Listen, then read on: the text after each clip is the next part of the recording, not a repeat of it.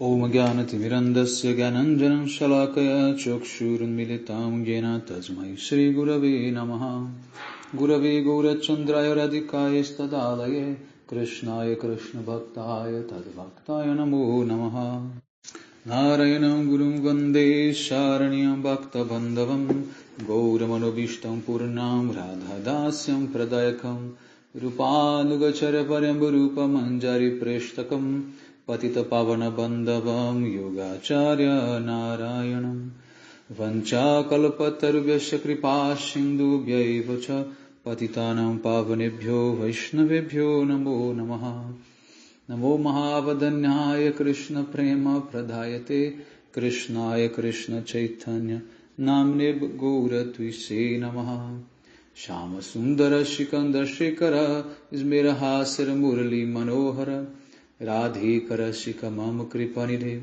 Swapriya Charana Kinkarim Kuru Tapta Kanchana Gaurangi Radhe Vrindavaneshwari Vrishabhanu Shute Devi Pranamami Hari Priye Vrindai Tulasi Devyai Priyai Keshava Secha Krishna Bhakti Prade Devi Satyavatyai Namo Namaha Shri Krishna Chaitanya Prabhu Nityananda Shri Advaita Gadadhara Srivasadi Gaura Bhakta Vrindam Hare Krishna Krishna Krishna Hare Hare Hare Ramo Ramo Ramo Hare Hare. Então, primeiramente eu gostaria de dar início oferecendo as minhas mais humildes e respeitosas reverências à poeira dos pés de lótus de Paramradhatama Shri Guru Pada Padma Nitya Lila Pravishtam Vishnupada Paramahamsa Paribraja Kacharya Ashtotra Sata Srimad Shila Bhaktivedanta Narayana Goswami Maharaj Shila Gurudev. E também a todos os Shirupano Gauriya Guru Varga, a todos os Tridandis Sannyasis, Brahmacharis, Vaishnavas, Vaishnavis, e a todos aqui hoje reunidos as minhas mais respeitosas reverências. Então, pela misericórdia sem causa de Shila Gurudeva, de todos os nossos mestres do passado, presente e do futuro, nós podemos nos reunir aqui hoje mais uma vez para dar sequência à leitura do Uddhava Gita, capítulo 12, verso 30.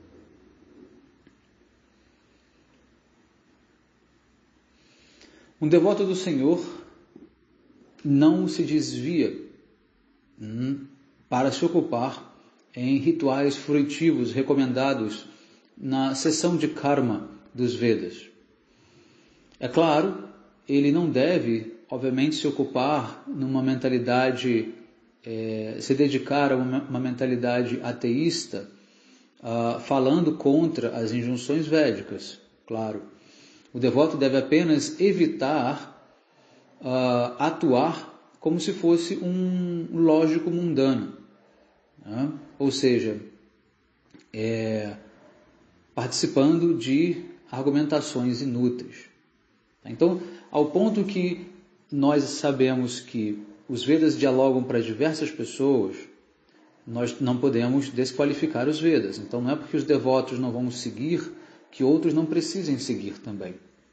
Tá? E também a gente não precisa ficar debatendo com outras pessoas se é válido ou não seguir as injunções védicas. Porque a gente sabe que para algumas pessoas é e para outras não. Tá certo?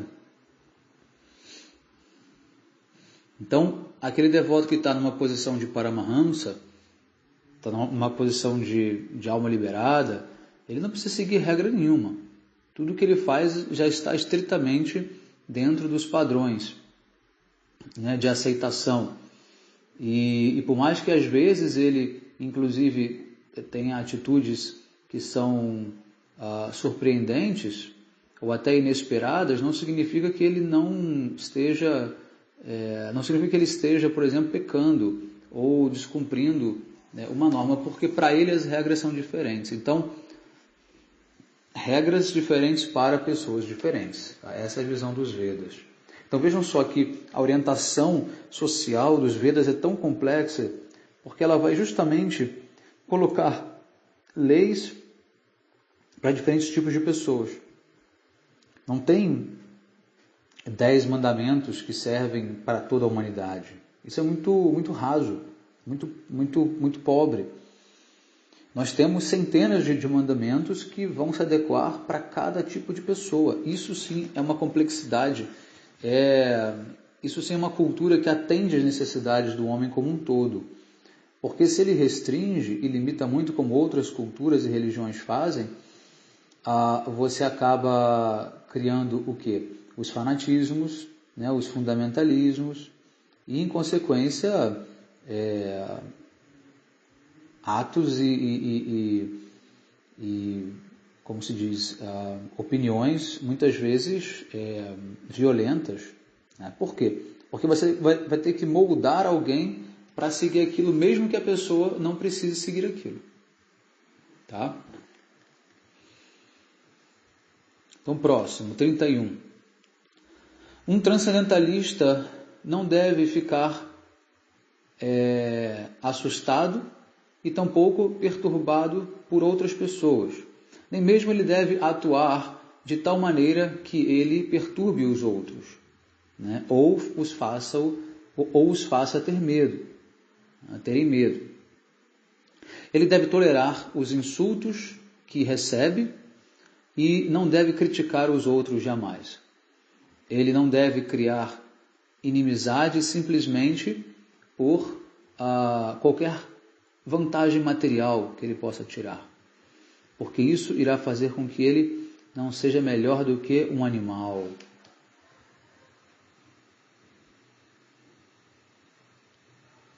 (32) O único Senhor Supremo está situado dentro dos corpos das entidades vivas e, de fato, dentro da alma deles. Assim como a lua é refletida na superfície de inúmeros corpos de água, como rios, lagos, oceanos, a superalma, embora seja uma, está presente em toda parte. Todo o corpo material é assim composto da energia do Senhor Supremo. Então muita gente acha que Paramatma são vários. Paramatma, Kshirodakashayi Vishnu, não são vários, ele é um só. Só que ele está refletido dentro do coração de cada entidade viva e dentro dos átomos do universo. Mas ele continua sendo um. Isso é uma das potências inconcebíveis que Vishnu tem, de não perder a sua individualidade, mesmo estando em várias partes, mesmo sendo vários, mesmo testemunhando diferentes entidades vivas e organizando o karma dessas entidades vivas, ainda assim esse Vishnu ele é um. 33. Se às vezes a pessoa não consegue comida suficiente, ela não deve ficar desencorajada, desanimada. Né? Da mesma forma, quando ela recebe alimentos deliciosos, ela também não deve ficar o quê? Muito animada, muito feliz.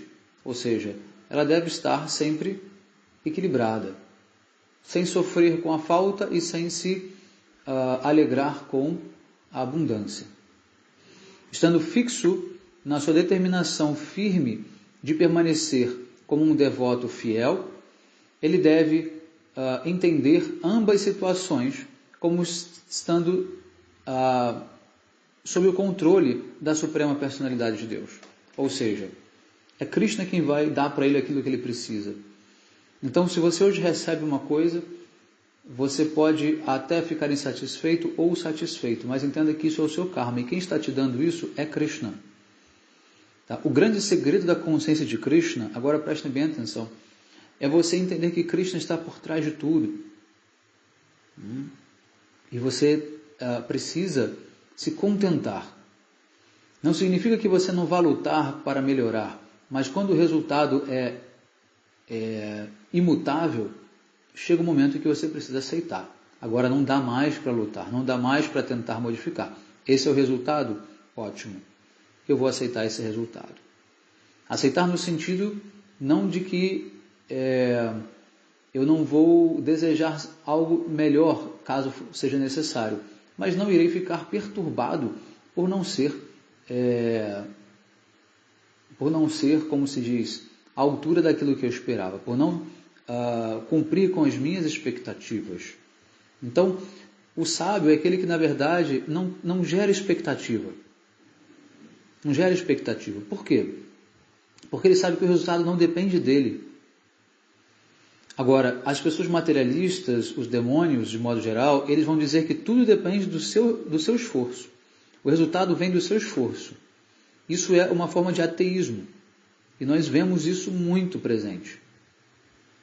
Lembre-se que quem controla o universo, quem controla o que as almas recebem, quem controla o que acontece com cada milímetro desse universo é Deus. Então é Deus que tem que... somos nós que temos que entender esse processo e aceitar aquilo que Deus faz.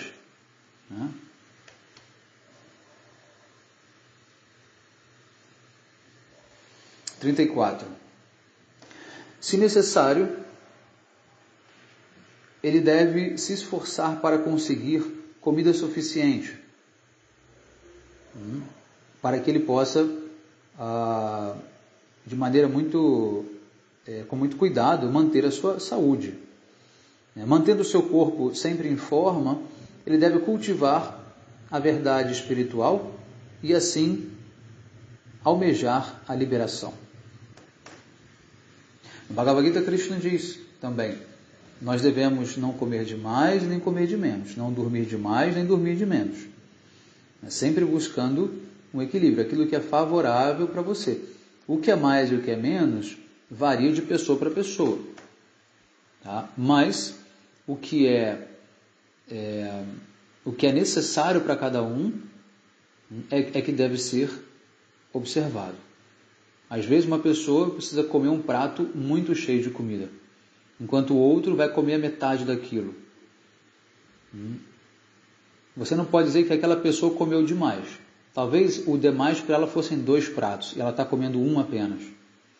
E você que está comendo metade daquilo que ela comeu, pode estar comendo demais, né, se o seu necessário for, na verdade, ainda menos do que aquilo. Então, nunca tome o mundo pela sua medida. Isso é muito importante. Nunca julgue as pessoas pela sua medida. E a gente constantemente faz isso. Nós dizemos que as pessoas fazem certo ou fazem errado, fazem demais ou fazem de menos, porque isso foge à nossa medida. Né?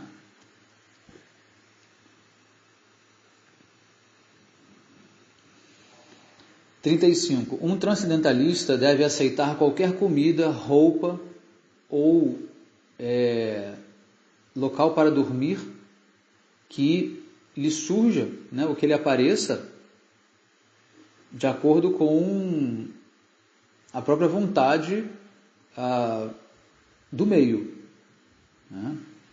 E se eles forem bons, mesmo que sejam bons, ou mesmo que sejam ruins, ele deve aceitar. 36. Eu sou a pessoa suprema, o Senhor Supremo, e ainda assim eu executo as minhas tarefas regulativas pelo meu próprio livre-arbítrio. Similarmente, aquele que está avançando na autorrealização deve lavar as suas mãos, se banhar, executar deveres regulativos, né, apenas para encaminhar os demais no caminho correto. Ou seja, Cristo diz o seguinte: mesmo aqueles que são almas liberadas, né, eles devem cumprir com aquela rotina para poder ajudar aqueles que estão começando a saberem qual caminho a seguir. Da mesma forma, o próprio Krishna também segue isso, ele também mantém, mesmo que ele não precise, ele mantém. E como ele faz isso? Principalmente através de Chaitanya Mahaprabhu. Chaitanya Mahaprabhu, ele é o próprio Krishna que vem como seu devoto, e ele vem seguir todas as regras para mostrar para a gente como deve ser a prática. Né? –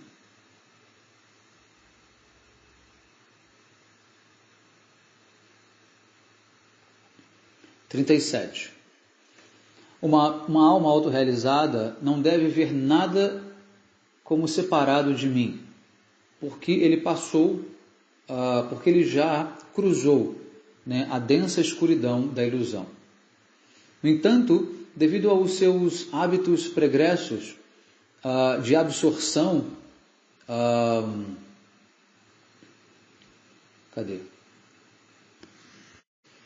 no seu corpo e na sua mente, na gratificação dos sentidos, ele às vezes pode ser visto como atuando como uma pessoa comum, como uma alma condicionada.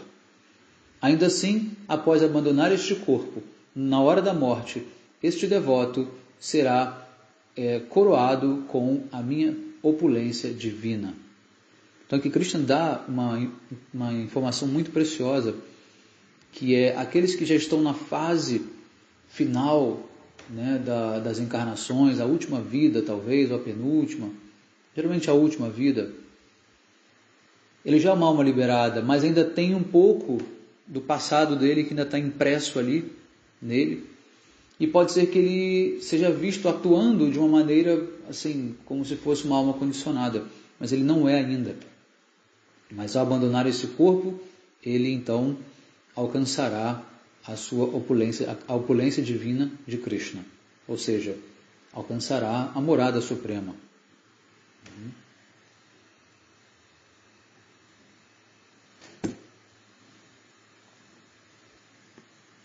38. Aquele que se tornou enjoado desse desfrute material, sabendo que ele produz, né, o que? Apenas miséria, e que ele deseja a perfeição espiritual, mas ainda não compreendeu o processo de alcançá-la, deve se aproximar de um mestre espiritual que é fixo, né, em serviço devocional ao Senhor Supremo. Então é muito importante termos um mestre, um guru, que possa nos auxiliar. Aquela velha história, não temos um guru interior, não adianta você achar que você sozinho vai dar conta, porque não vai.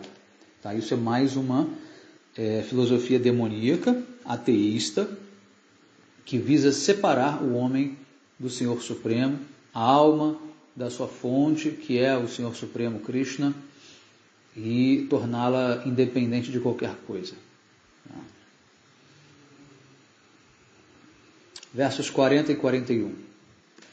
Aquele que está desprovido de conhecimento e renúncia, que não conquistou ainda os 6 inimigos, que é a luxúria, a ira, a cobiça, a inveja, o falso orgulho e a ilusão, que estão sendo levados à força pela carruagem da mente e que demonstram e que fazem um show apenas de estarem na vida renunciada, de sannyasa, simplesmente para manter a sua vida, né, para conseguir meios de sobrevivência. Aquele que nega a si mesmo e a superalma dentro dele, ele será castigado nessa vida e na próxima. Então tem muitos sannyasis que são falsos renunciantes. Estão ali por quê? Porque encontram facilidades, abdicam de responsabilidades sociais, conseguem adoração, prestígio, seguidores, dinheiro, enfim, poder, fama, tudo isso vem, né, com a vida renunciada. Bhakti, ela traz muita opulência. Meu mestre sempre dizia, muito cuidado quando você se aproximar de mim. Ele dizia para os brahmacharis e para os sannyasis, muito cuidado quando você se aproximar de mim, porque ao meu redor tem muita opulência, tem muita maya. Não que Gurudeva esteja em maya, mas tem muita maya no sentido de que toda aquela riqueza, aquela opulência que é entregue para Gurudeva purificar, né, que é doado para ele fazer a purificação e depois utilizar no serviço da sociedade, pode ser tentador, né, tentadora para quem ainda não está numa plataforma transcendental. E aí que muitos brahmacharis e sannyasis acabam caindo. Por quê? Porque ficam iludidos por dinheiro, por fama, muitas vezes por adoradores e seguidores, acabam depois se casando, ou muitas vezes se mantêm como sannyasi, mas ainda assim tendo relações, né, com mulheres, usando o dinheiro que seria da missão para fins escusos, para fins da sua própria família, ou enfim, pessoas próximas dele, ou para ele mesmo. Tá? Isso acontece muito. Estamos em Kali Yuga. Na verdade, não é nem por conta de Kali Yuga exatamente, mas Kali Yuga agrava isso. Mas estamos no mundo material, tá? E há pessoas assim, tá? Então temos que ter muito cuidado, temos que observar com muita cautela, né? Até termos certeza, olha, esse sannyasi, esse pregador, ele é autêntico, ele está num parampara legítimo, ele tem um comportamento legítimo, tem pessoas que recomendam ele, tem pessoas que já acompanham ele há muitos anos, e enfim, a conduta dele não deixa dúvidas. Aí você pode seguir.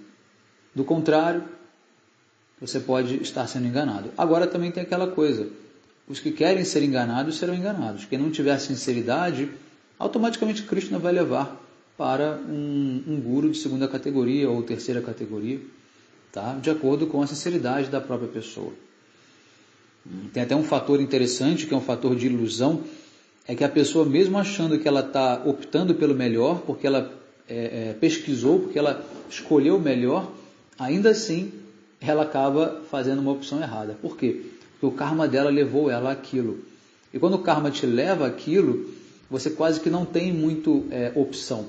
Você vai achar que está fazendo uma opção, uma escolha, mas na verdade não é uma escolha sua, é o teu karma. Só que quando você se der conta disso, você não poderá culpar só o guru, você deve também culpar a si mesmo. Entender que isso também faz parte, né, do seu karma. Nunca é uma via de mão só, né? Existem os gurus, os falsos gurus existem porque existem falsos discípulos. Se um discípulo é genuíno, ele jamais aceita um guru que não seja genuíno. Jamais. Então, a tua sinceridade conta. Não adianta só querer culpar o guru. É claro que o guru tem mais responsabilidade porque ele sabe daquilo, né?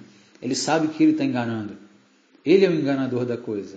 E você está sendo enganado por um karma teu, mas ele sabe que está te enganando. Ele tem uma responsabilidade maior e vai sofrer, obviamente, mais.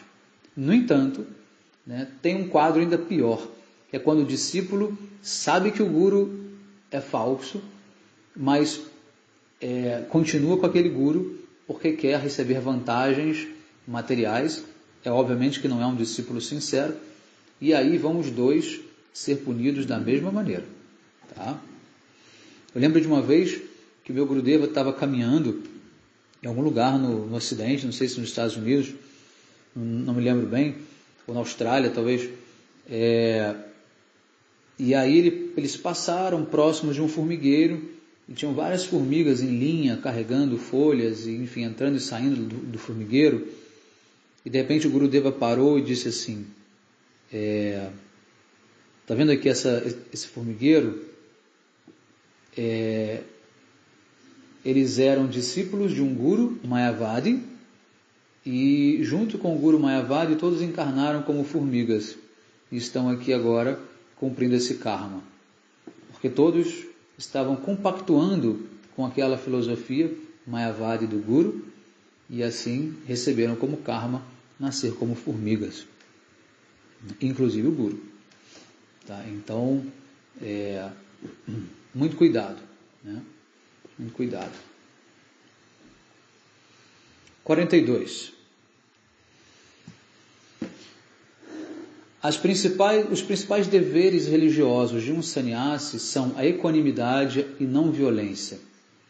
Tá? Quando ele for para um vanaprastha, a austeridade e o conhecimento, através do qual ele pode discriminar entre matéria e espírito, serão proeminentes. Os principais deveres de um grihasta é dar proteção às entidades vivas e fazer sacrifícios de fogo. E os deveres de um brahmachari é servir o mestre espiritual. Então aqui nesse verso Krishna já fez um apanhado geral. Então, repetindo, Os deveres religiosos de um sannyasi é manter-se equânime e não violento, sempre. Seja através de palavras, gestos, pensamentos. Né? O vanaprastha é o que? A austeridade e o conhecimento. Ele está em busca ainda. Ele ainda vai se tornar um sannyasi. Para que ele possa discriminar entre o quê? O que é matéria e o que é espírito. O que é material e o que é espiritual. Tá? O grihastha, que é o chefe de família, ele deve proteger as entidades vivas, ou seja, cuidar, alimentar, fazer caridade, etc, etc. E também executar sacrifícios de fogo para a satisfação do Senhor Supremo. E o dever de um brahmachari, que é um estudante celibatário, é apenas servir o seu mestre espiritual. Ele tem que se dedicar a isso. Tá? Então, o verso 43.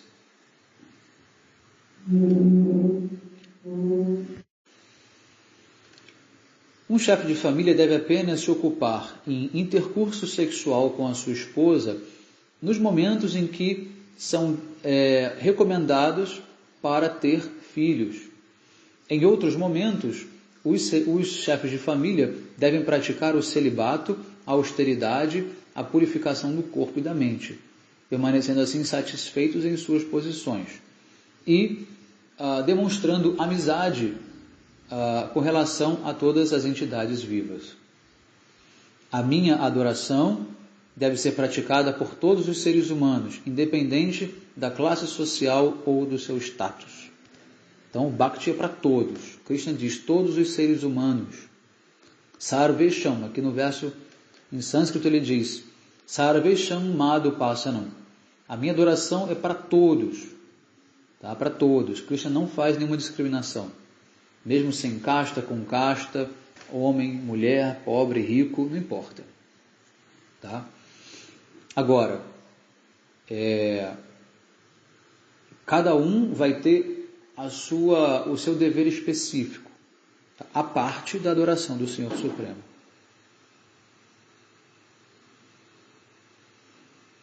44. Aquele que abandona todos os tipos de adoração e se ocupa no meu serviço pela prática dos deveres ocupacionais, se lembrando de que eu estou presente dentro de todas as entidades vivas, alcança o serviço devocional exclusivo a mim.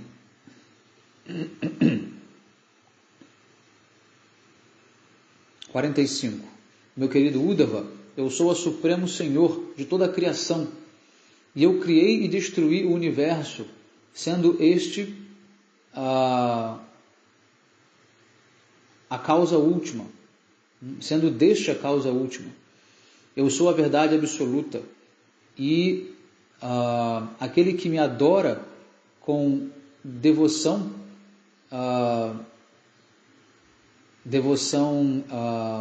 exclusiva, ele vem até mim. Então aqui Krishna declara mais uma vez, como já fez em diversas outras, que ele é a verdade suprema, que ele é o Senhor Supremo, a verdade absoluta. Você não vai ver nenhuma outra personalidade, seja semideus ou divina, dizendo que ele é o Senhor Supremo. No entanto, as pessoas vão atribuir a eles a posição do Senhor Supremo. Uns vão dizer que Shiva é o Senhor Supremo, outros vão dizer que o Senhor Rama é o Senhor Supremo, outros vão dizer que Mahaprabhu é, outros que Narayana é, ou qualquer semideus é. Mas você nunca vai ver nenhum deles dizendo que eles são. O único que diz que é Krishna. Tá? –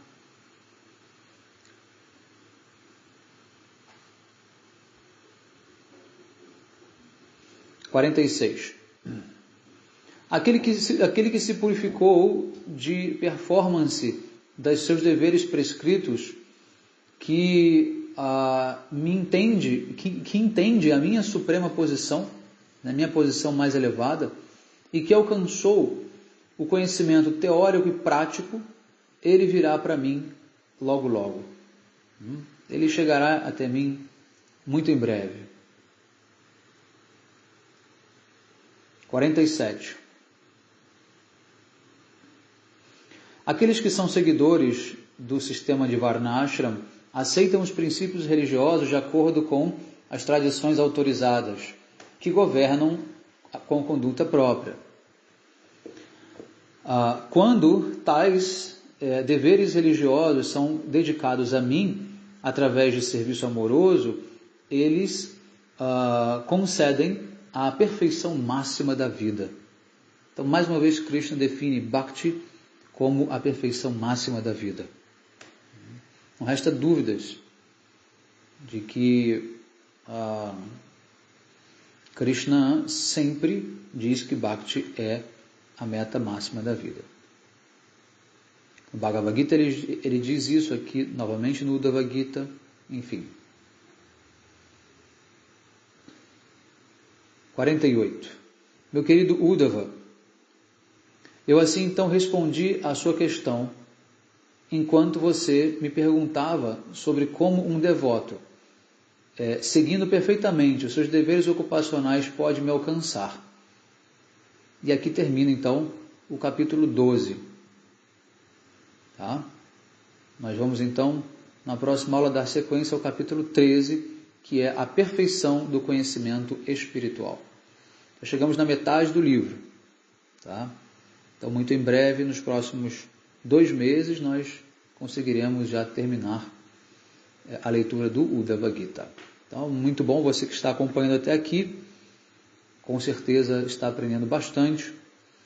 E continue assistindo às aulas, ouvindo as aulas, porque ainda tem muito conhecimento interessante, vai ficando cada vez mais profundo.